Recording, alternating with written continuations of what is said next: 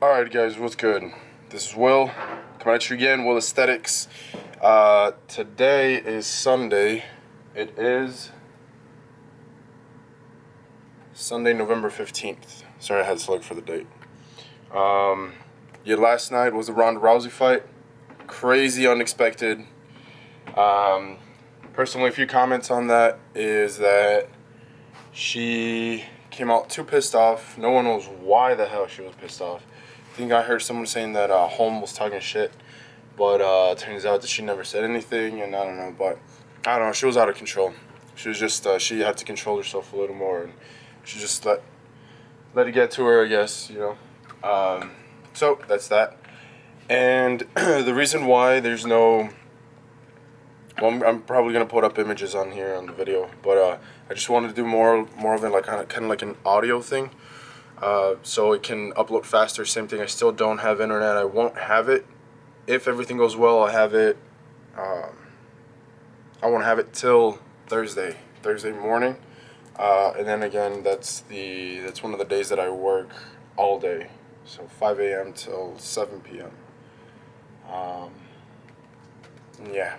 Anyway, just wanted to talk to you guys about, or make this video about where to start if anyone is a beginner. Now, just because I said beginner doesn't mean that, you know, you can't get some information from this. But I've had a lot of people ask about kind of like where to start if they want to start lifting. Also where to start if they want to start a diet, stuff like that. So I'm just going to give my 2 cents on here. Everything I say is up for debate and argument. So if anyone thinks otherwise, you know, about anything I say, or has any other idea or ideology they can add to it, then be my guest, by all means. I like feedback, not a lot of feedback. So anyway, where to begin? So number one thing is trying to get your butt to the gym. That basically would be kind of like a good starting point, you know, because yes, diet is most important, but the thing is, it's kind of hard to start something that's kind of difficult to start and keep up if you don't have something else kind of pushing you for it.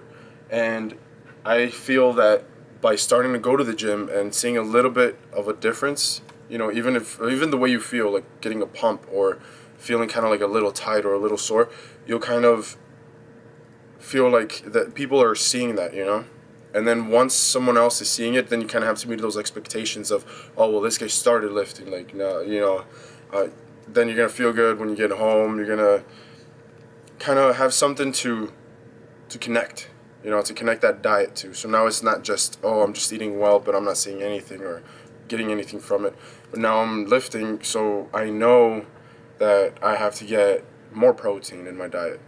Meaning now you have to start doing more chicken, more beef. And I know there's a lot of vegans out there and blah, blah, blah. But you know what? We live in this modern world where they have sausages and beef or red meat in the same category as cigarettes. And not just to stop there, but they supposedly found sausage or beef or steak, some type of like not residue, but some type of a little bit of like meat. So you don't know what the hell you're getting if you're vegan, if whatever. I mean, you can try to eat as best as you can, but no one's ever gonna for sure freaking know. So I don't know why people get all uptight about it. Whatever. There's worse things you do, like watch TV, sit so close to the TV, stand next to the microwave when it's going, you know, all kinds of shit. Anyway, you know, okay, I get off tangent. So you want to make sure you have more protein. So once you start cooking, you know, protein, all you have to really do is, like, especially, I mean, hard gainers, they can get away with almost anything. So if they want to go ahead and have burgers and pizza and all that shit, just go for it. Just keep in mind that you won't really see it affecting you, like physically, like, yeah, just seeing it, you know. But you can always have high blood pressure, cholesterol levels up the roof, you know, so just keep that in mind. So yeah, live it up, but not too much. You know what I'm saying? So that's that. Clean up the diet. Meaning to like say you can gain weight really fast. You want to make sure you time your carbs right, and by that I mean you still want to have carbs. You never want to cut out carbs or any other macro for any reason, especially fats. And guys, this one's really important because if you cut out fats, hormone levels drop, testosterone levels drop, you start feeling like crap. And not to mention, it's a good source of where your energy comes from. Because you have to remember, carbs, yeah, that's the main source of energy. But fats, 9 grams is 9 calories. 9 calories per 1 gram is a good amount of energy, especially when you have to get in about 70 grams average a day. There's people that do 75, there's that do 65. It all depends. For sure, well, carbs, you want to have them in the morning. You want to have them pre-workout, a little bit after, like post-workout. Now, like I said, if you're that type of person that gains weight pretty fast, you want to make sure that you don't eat carbs before going to bed. You don't, say you worked out in the morning or before 6 p.m., you don't want to have carbs after 6 p.m. And if you have some, that's fine, but what I'm saying carbs is like, for sure, no cake, cookies, soda, no, try to cut down on the bread intake, pasta, rice. Every time someone says carbs, first thing that pops into mind is bread. So that's another big thing. And then, you know what? The diet is just, you have to get used to it. Everything you have to get used to, but the thing is with the diet is you kind of, or at least it worked for me this way, once you start something, eating pretty good, clean, usually it takes about a week for you to feel, no, I want to say three days to a week, but to feel the difference. Then after that week, or by the end of that week even, depends on your body type, or the way, your metabolism goes and all that stuff, you might even see a difference. It doesn't take too long for me to see a difference as far as kind of like more definition goes.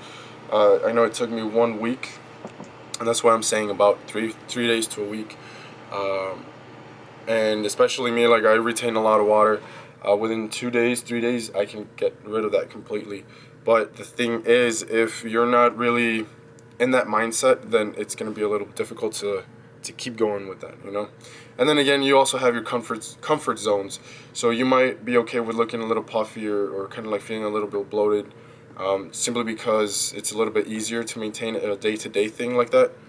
And maybe there's just weeks where you have an event coming up or something, or especially for women, if you have a dress you want to kind of like look a little bit better in, then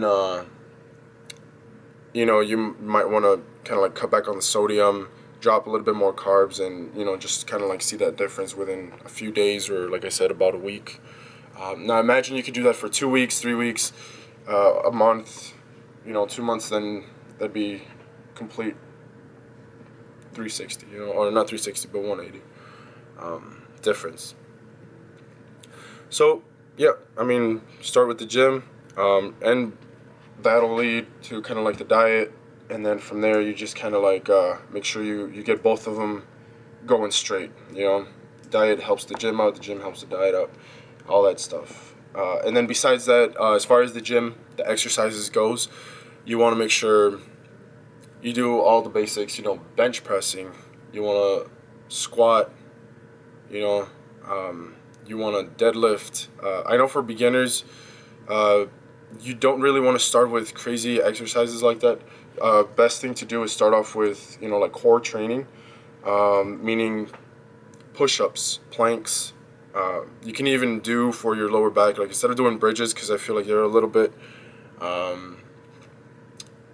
you could do a little bit better as far as like starting the core off, is doing back extensions. Kind of like that one thing where you lock in your legs, you lean forward, and then you come up, for your lower back, the back extensions.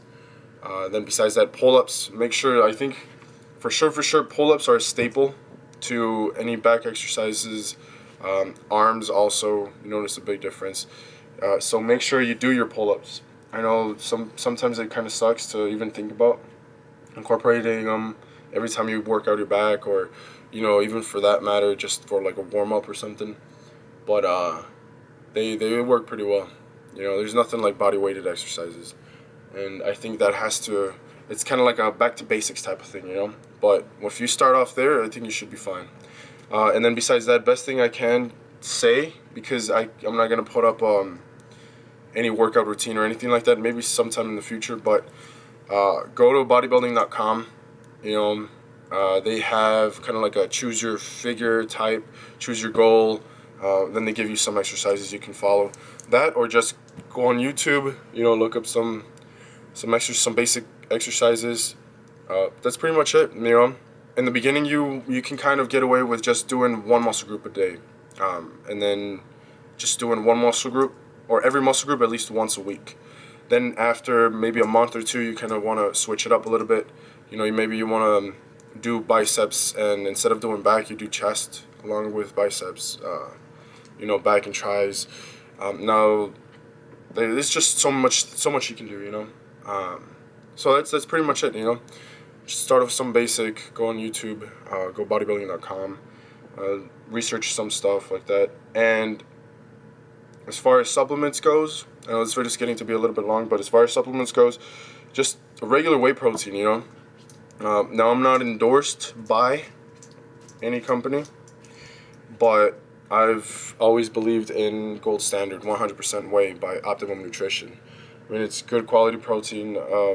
It's even been tested and all that stuff, so there's no real bloating that goes to it. I mean, everyone's different though, so just don't take that and, quote me on it, that saying that you won't get bloated by it or anything. Because I have a friend who, it doesn't matter what he eats, if he's drinking, or it doesn't matter what type of protein he uses, he always ends up either getting bloated, getting the runs, or feeling in the stomach. So I have no idea what's going on with that. But, everyone's different. So good protein, for sure, BCAAs, and, anything else would be creatine. That's pretty much it. Creatine gets a bad rap just because supposedly it bloats you with water, blah, blah, blah, blah, blah. All I'm going to say is grow the hell up. You eat pizza, you eat chips, you eat fucking potatoes and fries and all this shit, and you're over here complaining about a little bit bloating from taking creatine. Now, the biggest thing is, too, that creatine, the purer, the more pure it is, the less bloating it'll happen. So it has to be more than 85% pure, because they have to mix it with something. It's not just gonna be straight up creatine. But the purer you can get, the best is over 85%. And for that, you have to research. I looked into it once, but I haven't the names of which creatines are better for you or not.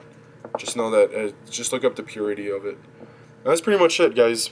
Any questions you guys have, any comments, just leave them in the comment section. Any discussions you want to start, just let me know. Put them in the comment section. And for sure, we'll go back and forth on it or whatnot. I will get back to you as soon as possible.